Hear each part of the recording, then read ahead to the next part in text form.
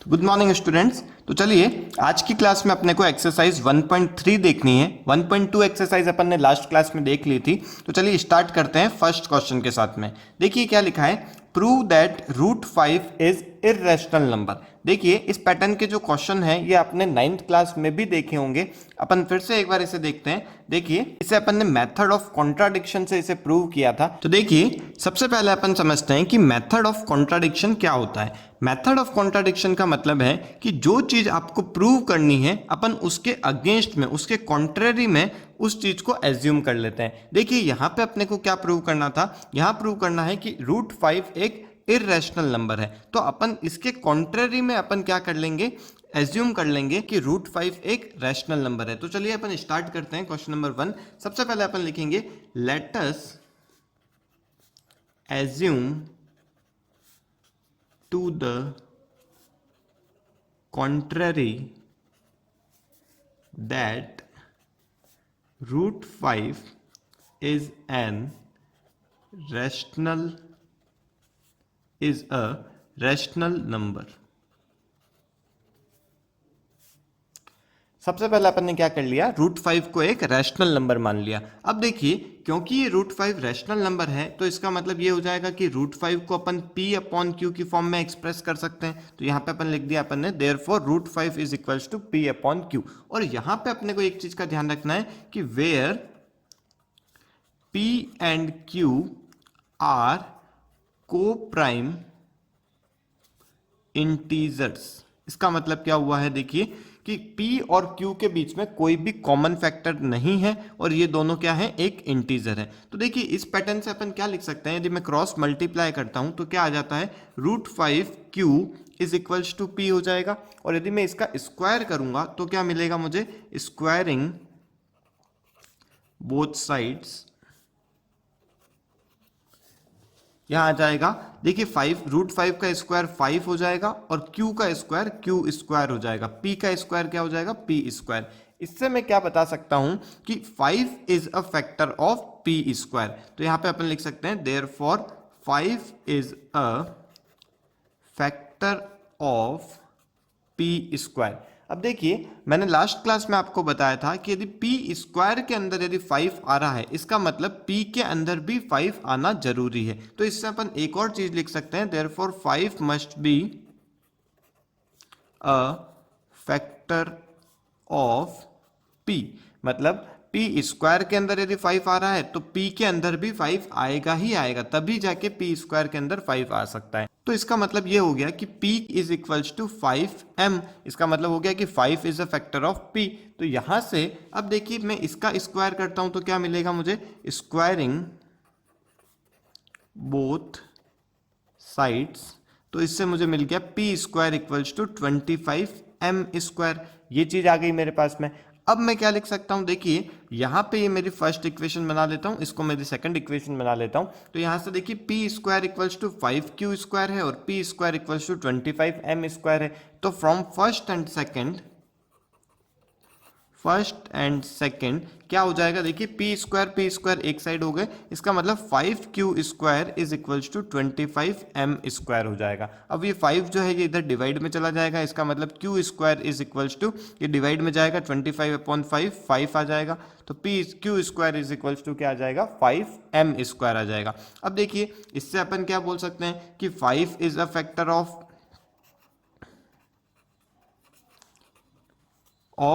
q square, 5 is a factor of q square and therefore ये भी अपन बोल सकते हैं कि 5 must be a factor of q। ये सेम चीज हो गई जैसे अपन ने ऊपर देखा था कि यदि p स्क्वायर के अंदर 5 आ रहा है तो फिर p के अंदर भी 5 आएगा। सेम चीज अपन यहाँ पे भी देखेंगे कि q स्क्वायर के अंदर यदि 5 आ रहा है तो q के अंदर भी 5 आएगा। अब देखिए दोनों के अंदर क्या चीज हो रहा है, p के अंदर भी 5 आ रहा है, q के अंदर भी 5 आ रहा है, इसका मतलब दोनों के एक कॉमन फैक्टर हो गया 5। बट अपन ने स्टार्ट में क्या एज्यूम किया था कि they are coprime integers. को प्राइम इंटीजर्स का मतलब क्या हो गया कि इनके बीच में कोई भी कॉमन फैक्टर नहीं है। बट अपन ने इसके अगेंस्ट में, इसके कॉन्ट्रेरी में अपन ने क्या प्रूव कर दिया कि इन दोनों के अंदर क्या है, 5 एक कॉमन फैक्टर है। तो इसका मतलब जो अपना एजम्पशन था वो रॉन्ग प्रूव हो गया। तो अपन देखिए क्या लैंग्वेज लिखेंगे, यहाँ लिखेंगे कि 5 is a factor of both P and Q, whereas we have assumed that P and Q are co-prime। फिर इसके बाद में लिखेंगे therefore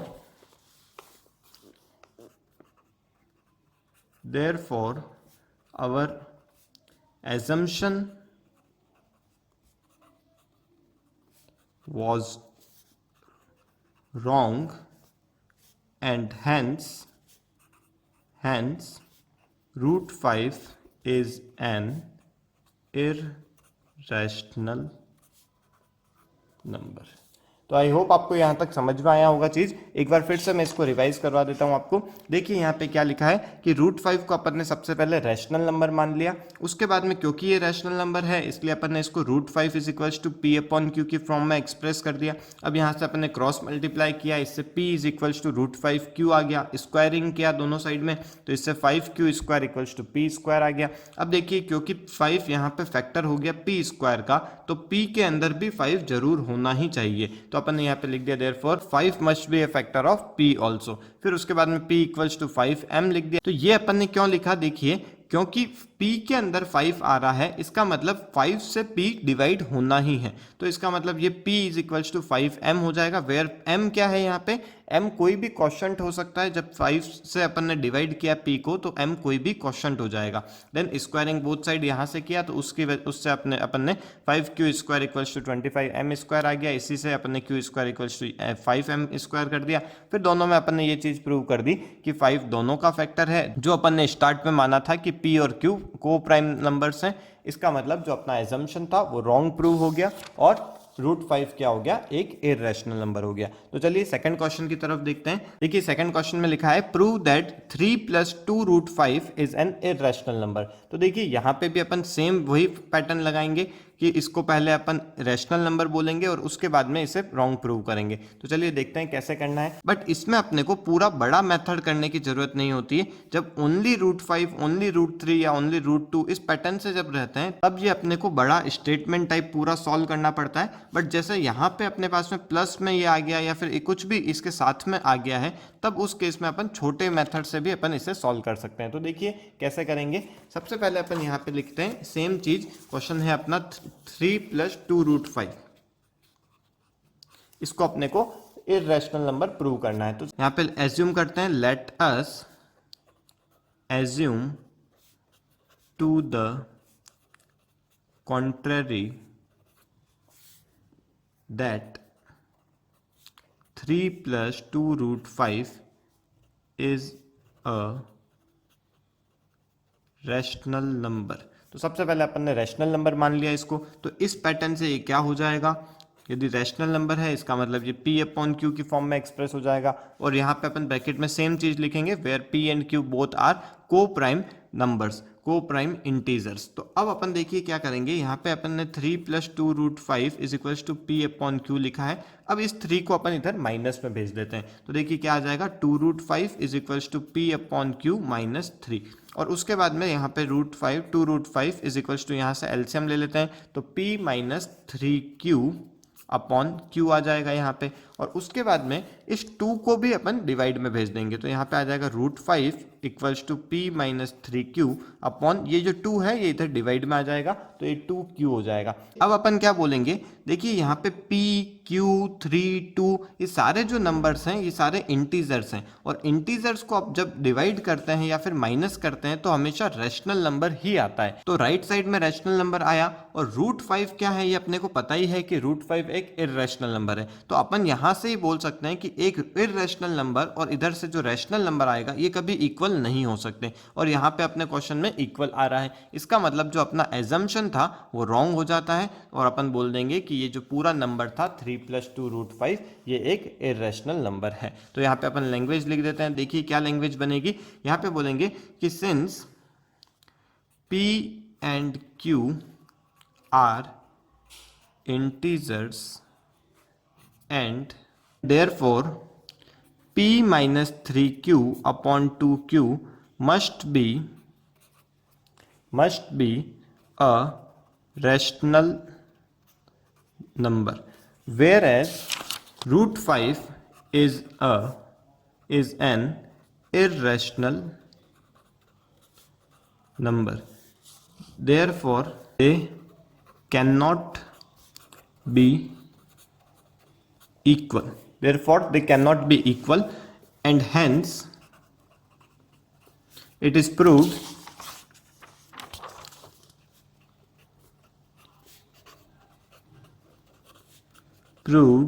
that 3 plus 2 root 5 is an irrational number. तो यहां तक आपको समझ में आया होगा। तो थर्ड क्वेश्चन देखते हैं अपन। तो देखिए थर्ड क्वेश्चन में क्या लिखा है, इसमें भी अपने को इन्हें इररेशनल नंबर ही प्रूव करना है। लिखा है prove that the following are irrationals. देखिए 3 पार्ट दे रखे हैं, 1 अपॉन रूट 2, 7 रूट 5 और 6 प्लस रूट 2। तो ये आपको मैं होमवर्क में दे रहा हूं। एक बार बता देता हूं कि 1 अपॉन रूट 2 ये जो है ये आपको फर्स्ट जो अपन ने क्वेश्चन किया था इस पैटर्न में करना है। 7 रूट 5 और 6 प्लस रूट 2 ये जो है ये आपको सेकंड वाले जो क्वेश्चन है उस पैटर्न में आपको करना है। आपको फिर भी इसमें डाउट आता है तो प्लीज़ आप मुझे बताइए। ये मेरे व्हाट्सअप नंबर है, आप इस पर मुझे व्हाट्सअप कर सकते हैं। मैं आपको इसका बना के वीडियो अलग से आपको सेंड कर दूंगा। तो चलिए अब अपन बढ़ते हैं नेक्स्ट एक्सरसाइज की तरफ, एक्सरसाइज 1.4। तो देखिए 1.4 एक्सरसाइज में क्या क्वेश्चन है। पहला क्वेश्चन है without actually performing the long division state whether the following rational numbers will have a terminating decimal expansion और a non terminating repeating decimal expansion. तो अपने को देखिए क्या करना है, यहाँ पे बिना डिवाइड करे अपने को ये चीज बतानी है कि ये टर्मिनेटिंग डेसिमल एक्सपेंशन होएगा या फिर नॉन टर्मिनेटिंग डेसिमल एक्सपेंशन होएगा। इसका मतलब जब पॉइंट में अपन इसे डिवाइड करेंगे तो इसका जो पॉइंट है ये कंटिन्यूअस चलता जाएगा या फिर ये टर्मिनेट हो जाएगा। तो आपको बिना डिवाइड करे इसे बताना है। देखिए क्या कॉन्सेप्ट होता है कि जो भी डिनोमिनेटर है आपको बस वही चीज को देखना है कि जो डिनोमिनेटर है उसके अंदर 2 और 5 उसके अलावा और कोई भी नंबर नहीं होना चाहिए। मतलब उसके जो प्राइम फैक्टर्स हैं उसके अंदर 2 या फिर 5 इसके अलावा यदि कोई भी प्राइम फैक्टर है तो वो क्या हो जाएगा, वो नॉन टर्मिनेटिंग हो जाएगा। और यदि 2 और 5 के अलावा और कोई भी प्राइम फैक्टर नहीं है तो वो क्या होएगा, टर्मिनेटिंग होएगा। देखिए अपन फर्स्ट क्वेश्चन से देखते हैं, इसमें क्या लिखा हुआ है 13 अपॉन 3125। देखिए मैंने आपको क्या बताया कि जो डिनोमिनेटर है उसके प्राइम फैक्टर्स अपने को देखने हैं। तो यहाँ पे देखिए यदि मैं इसके प्राइम फैक्टर्स करता हूँ तो ये क्या आता है 5 इंटू 5 इंटू, मतलब ये 5 की पावर 5 आ रही है। अब 5 की पावर 5 आ रही है तो इसका मतलब यहाँ पे जो डिनोमिनेटर है उसके अंदर ओनली एक ही प्राइम फैक्टर है 5।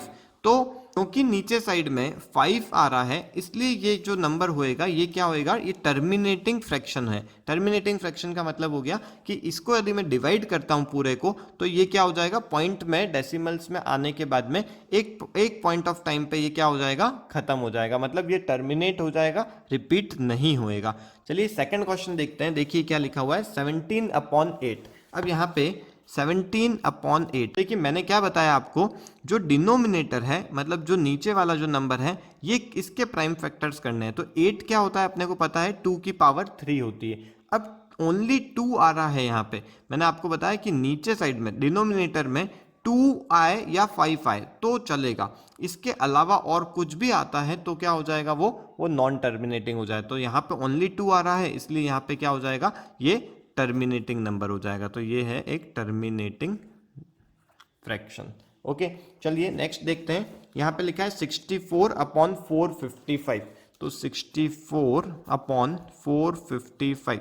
अब देखिए 455 के अपन प्राइम फैक्टर्स करते हैं। तो देखिए यहाँ पे मैं रफ में कर रहा हूँ 455, पहले 5 से किया, यहाँ पे आया 91, देन यहाँ पे 13 से किया तो यहाँ पे आया 7, फिर 7 से किया तो 1 आया। तो नीचे साइड में आप देखिए मैं इसको 64 को कैसे लिख रहा हूँ, 64/455 की जगह क्या लिख सकता हूँ 5 × 13 × 7।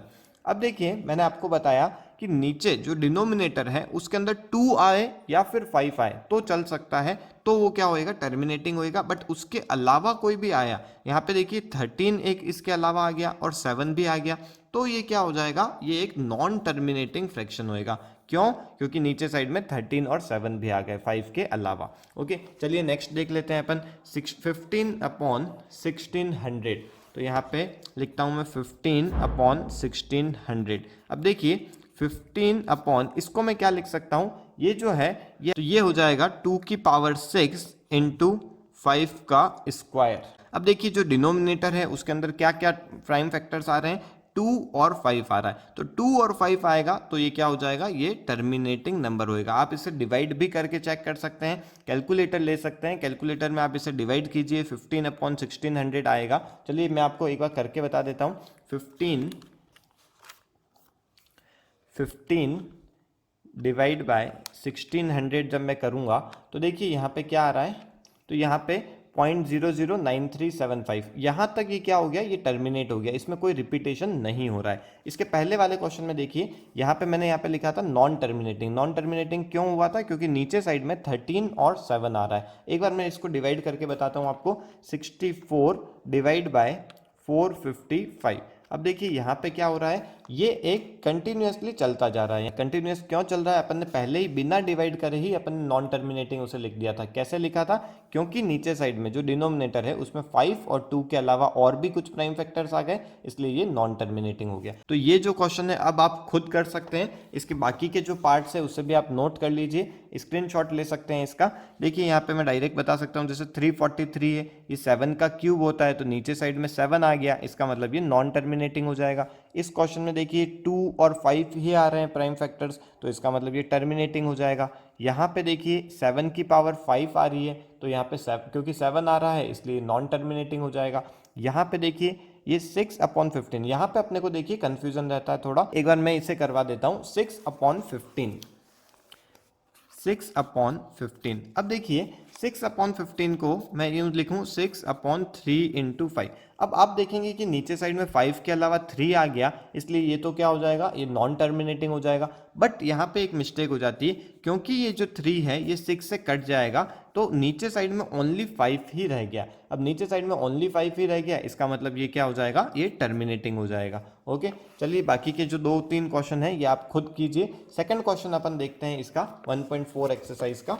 तो देखिए सेकंड क्वेश्चन में क्या है, write down the decimal expansions of those rational number in question number 1 above which have terminating decimal expansions. तो अपने को क्या करना है, अपने को जो पहले वाला जो क्वेश्चन था उसको डेसिमल्स में एक्सप्रेस करना है बिना डिवाइड किए। अब देखिए कैसे करना है और किन को करना है, ओनली टर्मिनेटिंग डेसिमल एक्सपेंशंस जो आए थे उन्हें ही करना है। तो देखिए अपन एक बार फर्स्ट वाले क्वेश्चन को करते हैं। देखिए क्वेश्चन क्या है, 13/3125। यहाँ पे 13/3125, इसको अपने को बिना डिवाइड करे सॉल्व करना है और पॉइंट में अपने को एक्सप्रेस करना है, मतलब डेसिमल्स में इसे एक्सप्रेस करना है। कैसे करेंगे, देखिए यहाँ पे मैं इसको 13/5 की पावर 5 लिख सकता हूँ। 3125 क्या है, 5 की पावर 5 होती है। अब इसमें अपन क्या करेंगे, देखिए क्योंकि यहाँ पे 5 की पावर 5 है, तो मैं यहाँ पे ऊपर और नीचे दोनों साइड में 2 की पावर 5 से मल्टीप्लाई कर रहा हूँ। 2 की पावर 5 से इसे मैं मल्टीप्लाई कर रहा हूँ। तो अब इससे फायदा क्या होएगा, देखिए ये 13 इंटू ये 2 की पावर 5 क्या होती है, 32 होता है, और नीचे साइड में देखिए 5 इंटू 2 ये क्या हो जाएगा, 10, और 10 की पावर 5 हो जाएगी। जब अपने को पता है कि जब पावर सेम होती है तो अपन जो बेस होता है उनको मल्टीप्लाई कर सकते हैं। तो 10 की पावर 5 हो गई। अब मैं क्या कर लूंगा, 32 इंटू 13 कर लूंगा, तो 32 इंटू 13 कितना हो जाएगा, ये आपका 416 हो जाएगा। और 416 डिवाइड बाय ये, इससे मैं इस पैटर्न से लिख देता हूँ। अब जब मैं 1 लाख से डिवाइड करूंगा तो ये डिवाइड करना बहुत इजी हो जाएगा। इसे मैं कैसे कर सकता हूँ, 1 2 3 और 2 जीरो और है, तो यहाँ पे 2 जीरो लगा दूंगा, मतलब 0.00416, ये अपना आंसर आ गया। तो देखिए यहाँ पे मैंने बिना डिवाइड करे इस डिवाइड को सॉल्व कर लिया है और इजीली सॉल्व कर लिया है। तो चलिए 1-2 क्वेश्चन और देखेंगे अपन, उसके बाद में जो बाकी बचे हैं उसे आप होमवर्क में कीजिएगा। चलिए यहाँ पे ओनली टर्मिनेटिंग वाले फ्रैक्शंस को ही करना है, जो नॉन टर्मिनेटिंग है उन्हें अपने को नहीं करना है इस क्वेश्चन में। तो चलिए सेकंड देखते हैं, 17/8। तो 17/8 देखिए कैसा करेंगे अपन, 17/2, ये 8 क्या है, ये 2 की पावर 3 है। अपने को ऐसे नंबर से मल्टीप्लाई करना पड़ेगा जिससे कि नीचे साइड में 10 आ जाए। तो यहाँ पे मैं 5 कर देता हूँ, और क्योंकि इसकी पावर भी 3 है तो यहाँ पे भी पावर 3 कर देता हूँ। अब क्योंकि नीचे साइड में मैंने मल्टीप्लाई किया है तो उसे ऊपर भी मल्टीप्लाई करना पड़ेगा। यहाँ पे देखिए क्या आ जाएगा, 17 × 125/10 मतलब 10 की पावर 3 हो जाएगा। अब आप ऊपर वाले को मल्टीप्लाई कर सकते हैं, 125 × 17 कर लीजिए, वो ऊपर आ जाएगा देखिए 2125, और नीचे साइड में देखिए क्या आ जाएगा, 1000 आ जाएगा। अब इसको अपन नॉर्मली डिवाइड कर सकते हैं इजीली। चलिए एक और क्वेश्चन देखेंगे अपन। तो यहाँ पे देखिए 23/2 की पावर 3, 5 का स्क्वायर। तो इसे अपन कैसे सॉल्व करेंगे, देखिए 23/2 की पावर 3 और 5 का स्क्वायर। अब अपने को देखिए किससे मल्टीप्लाई करना है, क्योंकि क्वेश्चन में 2 की पावर 3 है, 5 का स्क्वायर ऑलरेडी है, तो सिर्फ अपने को एक 5 की कमी है जिससे कि नीचे 10 में हो जाए।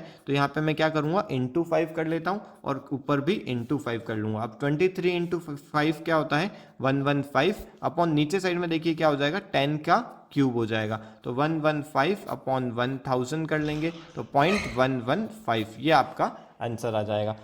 तो बाकी के जो क्वेश्चंस हैं उसे आप होमवर्क में कीजिए। इसके बाद में अपन चलते हैं क्वेश्चन नंबर 3 की तरफ। तो देखिए क्वेश्चन नंबर 3 में क्या लिखा है, the following real numbers have decimal expansions as given below. In each case you have to decide whether they are rational or not। अब तो अपने को क्या देखना है यहाँ पे कि जो ये 3 नंबर्स दे रखे हैं ये रैशनल है या इररेशनल है। तो अपने को पता है रैशनल और इररेशनल में क्या डिफरेंस होता है। इररेशनल नंबर नॉन टर्मिनेटिंग और नॉन रिपीटिंग होते हैं, जिसके ऊपर बार लग सकता है वो रैशनल नंबर होता है, और जो टर्मिनेट हो जाते हैं डेसिमल्स के अंदर वो रैशनल नंबर होते हैं। देखिए यहाँ पे जो फर्स्ट है 43.123456789 लिखा हुआ है, तो ये जो नंबर है ये टर्मिनेट हो गया, इसके आगे ना डॉट डॉट डॉट कुछ ऐसा कुछ भी नहीं लिखा हुआ है, मतलब ये टर्मिनेट हो गया। अब टर्मिनेट हो चुका है इसका मतलब ये एक रैशनल नंबर है। सेकंड क्वेश्चन देखिए 0.12012000125। तो देखिए ये जो नंबर है ये टर्मिनेट नहीं हुआ है, ये कंटिन्यूअस में चलता जा रहा है और ये एक पैटर्न में भी रिपीट नहीं हो रहा है। देखिए इसके ऊपर मैं बार नहीं लगा सकता हूं क्योंकि ये पैटर्न में रिपीट नहीं हो रहा है, इसलिए ये जो नंबर होएगा ये आपका इररेशनल नंबर हो जाएगा। और थर्ड क्वेश्चन अपन बहुत इजीली बता सकते हैं, क्योंकि इसके ऊपर बार आ रहा है इसका मतलब ये एक पैटर्न में रिपीट हो रहे हैं, और पैटर्न में जब रिपीट हो रहा है इसका मतलब ये क्या हो जाएगा, रैशनल नंबर हो जाएगा। तो यहाँ पे अपना फर्स्ट चैप्टर कंप्लीट हो गया। तो आज की क्लास को अपन यहीं वाइंड अप करते हैं। नेक्स्ट क्लास के अंदर अपन चैप्टर नंबर 3 स्टार्ट करेंगे, लीनियर इक्वेशंस अपन देखेंगे। तो अभी तक अपन ने 2 चैप्टर्स कंप्लीट कर लिए, पॉलिनोमियल्स और रियल नंबर। दोनों चैप्टर्स आपको समझ में आए हों, प्लीज आप इसे लाइक कीजिए, इस चैनल को सब्सक्राइब कीजिए और इन वीडियोस को अपने फ्रेंड्स के साथ में जरूर शेयर कीजिए। Okay, thank you.